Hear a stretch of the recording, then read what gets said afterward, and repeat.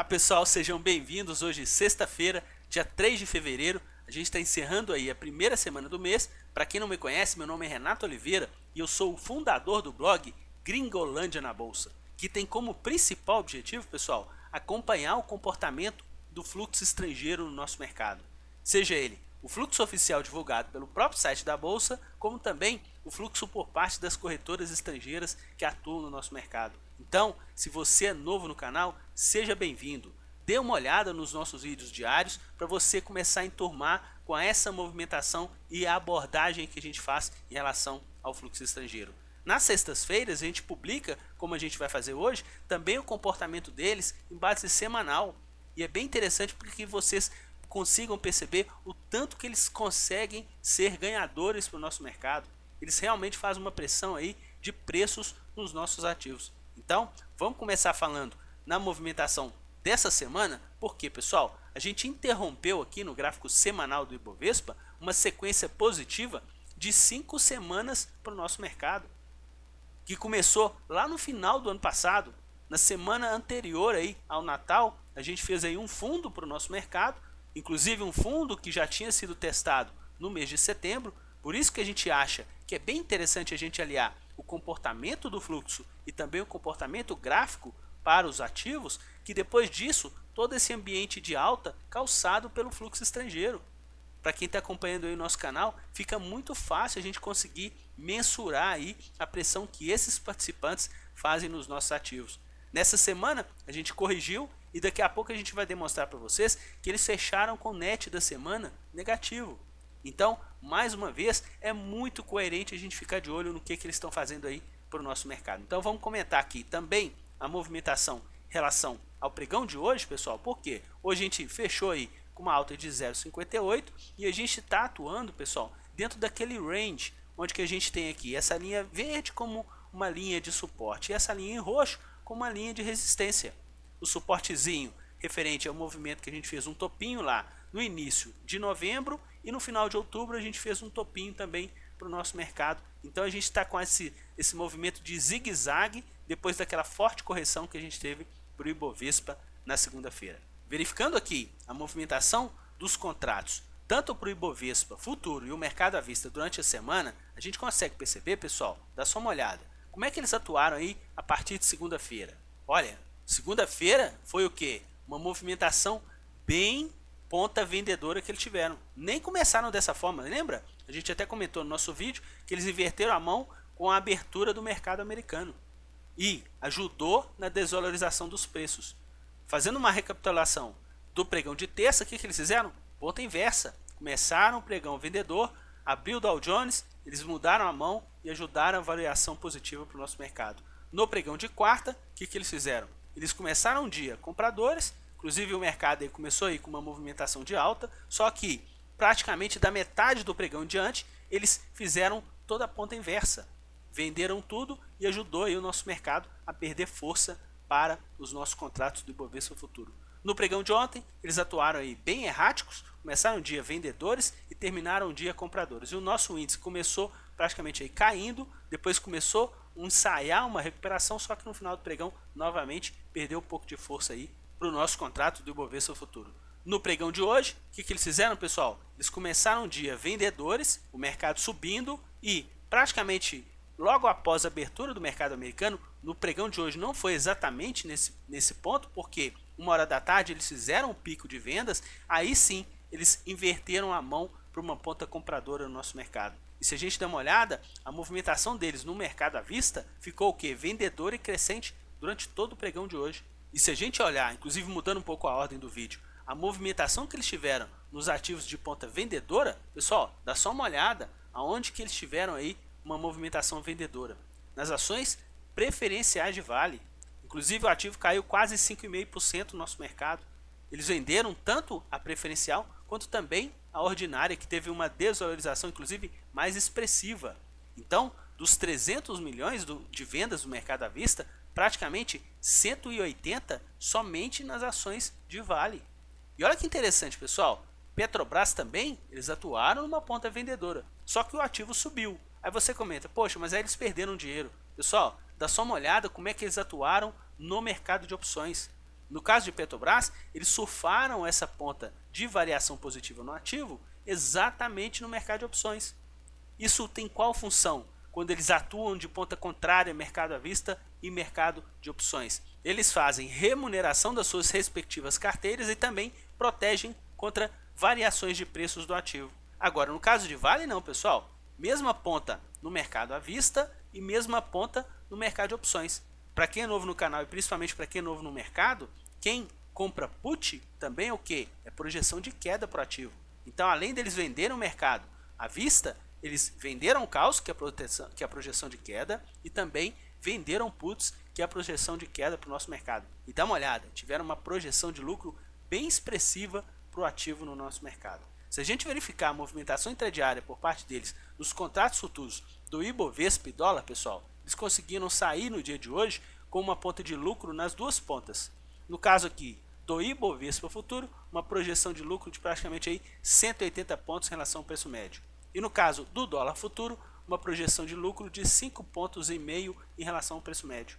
E é isso que a gente comenta com vocês. Inclusive no dólar, pessoal, dá só uma olhada. O dólar começou o dia com ambiente positivo e depois, entre 11 e meio-dia, caiu 20 pontos.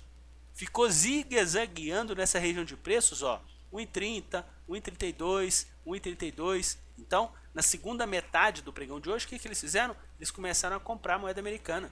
E se a gente perceber, o que aconteceu? A moeda americana ficou aí zigue-zagueando e nas duas últimas horas do dia tiveram aí uma variação positiva de 8 pontos em relação ao nosso mercado.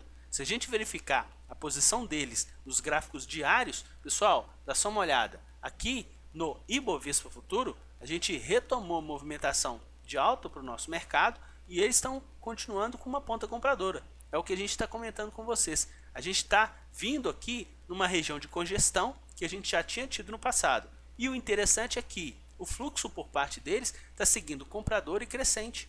Fizeram inclusive agora uma nova máxima de fluxo do ambiente diário para os contratos do Ibovespa Futuro. Só que o que eles estão fazendo aqui para o nosso mercado? Eles estão comprando, pessoal, o mercado futuro, mas também eles estão compradores no mercado futuro de dólar. Ou seja, eles estão comprando com seguro. Por quê? Qualquer estresse que a gente tiver no mercado, que a gente tem alguma correção no mercado à vista, vai afetar o mercado futuro e a gente vai ter aí a moeda americana apreciada em relação à movimentação. Então, estão protegendo as posições em relação ao ambiente do dólar futuro, em contrapartida, o ambiente também para o Ibovespa futuro. Então, vamos falar agora da movimentação do gráfico semanal, conforme a gente vai comentar do ambiente de fluxo para vocês aqui no nosso canal. Na semana, a gente teve aí uma variação negativa para o Ibovespa de 1,64%. A gente teve inclusive o que? O fluxo por parte dos corretores estrangeiros que a gente acompanha, vendedor. É o que a gente comentou com vocês lá no início do vídeo. Pessoal, dá uma olhada no net. Net negativo por parte deles, inclusive causando essa desvalorização do nosso mercado. E aqui, para o dólar no nosso mercado, mais uma semana de quê? De queda. Dólar comercial cotado a 3,12. Um valor aí bem baixo e ninguém do mercado financeiro estava prevendo essa cotação.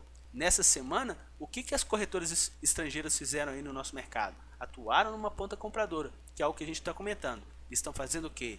Compra para o Ibovespa Futuro e também estão calçando essas compras com movimentação compradora também para os nossos contratos do dólar futuro. Em relação à movimentação deles nos nossos ativos, pessoal, nessa semana foram salvos pelo gongo. Por quê? Os ativos que eles compraram tiveram uma desvalorização de 1,01 e os ativos que eles venderam tiveram uma desvalorização de 0,88. Em tese, eles teriam que o quê? Perder dinheiro. Só que, como o volume da semana foi bem mais vendedor, eles ainda conseguiram o quê? Auferir lucros para o nosso mercado.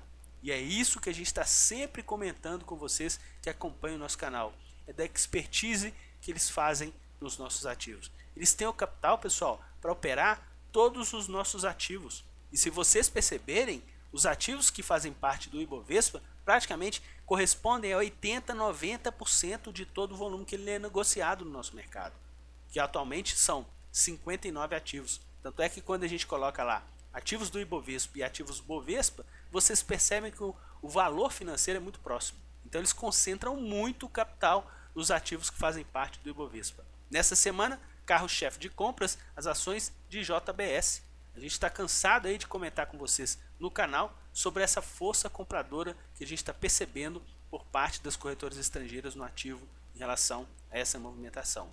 E na ponta vendedora, pessoal, eles atuaram aí fortemente nas ações da Qualcomm, quase 230 milhões de reais, bem forte movimentação, e o ativo correspondeu com uma desvalorização aí para o nosso mercado. Vamos comentar sobre os destaques da semana. A gente teve aí na ponta compradora, mais uma vez, como a gente comentou, as ações de JBS e também as ações da CCR Rodovias. E na outra ponta, a gente teve aí como destaque de desvalorização na semana as ações de Vale, principalmente aí calçada por essa movimentação vendedora bem expressiva que a gente teve aí no pregão de hoje. E mais uma vez a gente comenta, pessoal, vamos ficar de olho sempre no fluxo estrangeiro. Se eles estiverem comprando, a gente procura atuar numa ponta compradora. Se eles estiverem vendendo, a gente procura atuar numa ponta vendedora. É claro que cada investidor tem um prazo específico para poder alocar os seus recursos. Agora, faça esse prazo, trace um caminho e um objetivo para justamente você seguir o seu plano. Em relação a essa movimentação deles, pessoal, nessa semana eles ainda conseguiram então auferir um lucro pequeno, um pouco mais de 2 milhões e 800 no nosso mercado. Você que está acompanhando o canal pela primeira vez, dá uma olhada na quantidade de semanas positivas que eles oferem no nosso mercado. Para quem é novo no canal, essa primeira barra em azul é a projeção que eles tiveram nas ações que eles compraram, ou seja, nessa semana perderam dinheiro. No caso de ponta vendedora, nessa semana ganharam um pouco mais do que perderam, então fizeram aqui essa barrinha verde, uma projeção de lucro nessa semana, conforme a gente comentou aqui com vocês no canal. E se a gente verificar aquela projeção que eles fazem em relação aos ativos no ambiente, se a gente juntar o Ibovespa futuro e também o mercado à vista, pessoal, nessa semana eles ficaram com net negativo, pouco mais aí de 300 milhões de reais no nosso mercado. E a gente já está acompanhando esse fluxo, pessoal, há 29 semanas, das quais 23 eles atuaram no mesmo sentido do mercado. Então é bem interessante a gente ficar de olho aí no comportamento do fluxo estrangeiro através das corretoras estrangeiras que atuam no nosso mercado. Se a gente for desmembrar, hoje a gente teve aí uma movimentação bem vendedora no mercado à vista e ajudou o quê? Ao mercado à vista liderar essa ponta aí vendedora para o nosso mercado, já que a gente ficou aí bem próximo do 0 a 0 na movimentação dos contratos do Ibovespa futuro. Então a gente estava com 5 semanas compradoras para o nosso mercado à vista, exatamente essas 5 semanas ajudou a calçar essa alta do Ibovespa, e nessa semana eles atuaram exatamente numa ponta inversa, ajudando uma correção para o nosso mercado. Então, pessoal, mais uma vez eu agradeço imensamente vocês que estão fazendo parte do nosso canal e que estão ajudando a gente a fazer essa construção de ideia do comportamento do fluxo estrangeiro. Você que assistiu o vídeo até agora, mais uma vez, meu muito obrigado. Vamos usar agora o final de semana, vamos descansar bastante no sábado, no domingo também, e segunda-feira a gente está de volta para comentar com vocês sobre o comportamento do fluxo estrangeiro, que essa é a nossa missão aqui no canal. Um forte abraço a todos e até segunda, pessoal!